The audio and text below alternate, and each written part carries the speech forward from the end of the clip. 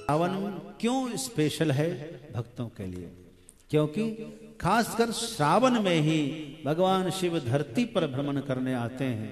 बाकी समयों में हिमालय में रहते हैं, तो धरती पर जब आते हैं तो शिव जी के भक्त कांवड़ में जल भर भर के सावन भर शिव जी को चढ़ाते हैं। शिव जी को जल की क्या आवश्यकता है? कोई आवश्यकता नहीं है, लेकिन आवश्यकता यह है, हमारा भाव है कि भगवान ने जब तामस विष को कंठ में धारण किया तो भगवान शिव को विष के प्रकोप से बहुत जलन मची। उस गर्मी को शांत करने के लिए कोई दूध से, कोई जल से अभिषेक करते हैं। विविध उपचार से भगवान को मनाते हैं और वास्तव में शिव जी की साधना कभी व्यर्थ नहीं जाती है।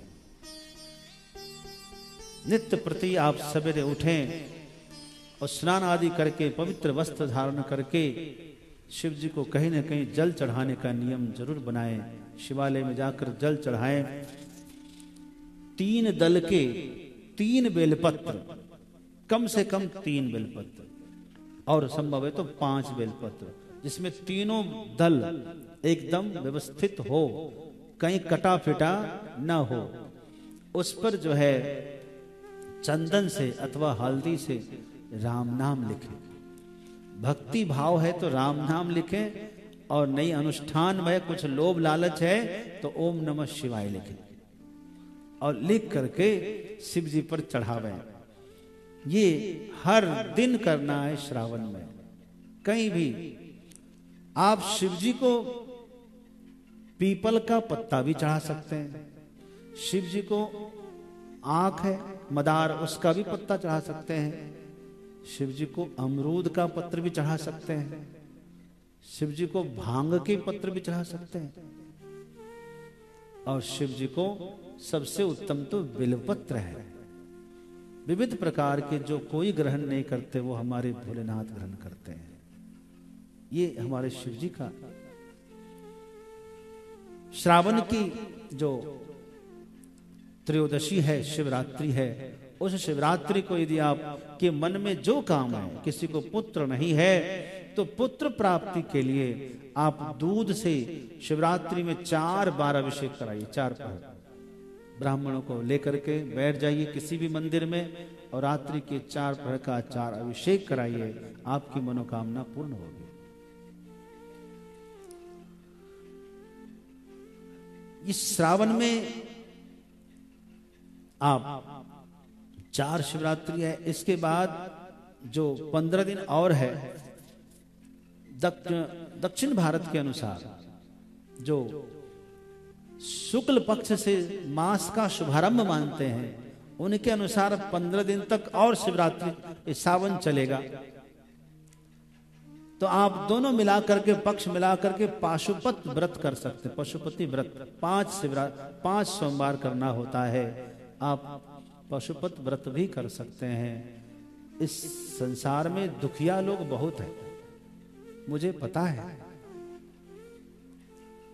दुख सबके पास है, इसीलिए तो लोग भक्ति करते हैं। दुख नहीं होगा तो भक्ति कौन करेगा? भारत में दुखिया ज्यादा है, इसलिए भक्ति में भीड़ ज्यादा है। विदेशों में दुख कम है, वहां कथाओं में भीड़ नहीं होती है। हाँ, यह आस्था का, यह देश जो हमारा है, ये सनातन का देश है, श्रद्धा का, भक्ति का देश है। यहाँ हर व्यक्ति भक्ति में विश्वास करता है। तो हमारे यहाँ कर्मकांड को भी आदर है, हमारे यहाँ भक्ति उपासना को भी, योग साधना को भी आदर है। हमारे यहाँ ब्रह्म ज्ञान को, वेदांत को भी स्थान है। हमारे यहाँ प्रेम भक्ति को भी स्थान है। आप विचार करना, जो लोग कट्टरवादी हैं, जो मूर्ति पूजा का विरोध करते हैं, अंधाधुंध विरोध, आपको नहीं करना है मत करे ना, विरोध की क्या आवश्यकता है?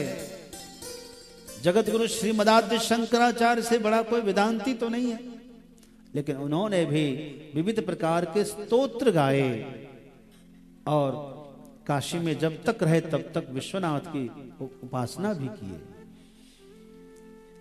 वेदांती लोग भी शिव का स्मरण करते हैं। आश्रमों में हम लोगों की तो परंपरा ही वही है। तो किसी का विरोध ना करते हुए सबके प्रति आस्था का भाव रख करके, चाहे कोई मूर्ति पूजा करता है, चाहे कोई प्रेम भक्ति करता है, चाहे कोई जो अनुष्ठान कर रहा है, योग कर रहा है, आप समझिए कि इसके जो प्रवर्तक आचार्य हुए, आप उनसे बड़े तो नहीं हो गए ना। तो किसी का खंडन करने का आपको क्या अधिकार है? किसी का भी विरोध ना करते हुए, किसी का खंडन ना करते हुए अपना जरूर अनुष्ठान करना चाहिए। आपके गुरुदेव ने जो आपको भक्ति बताई, उस भक्ति में आपको आगे बढ़ना है।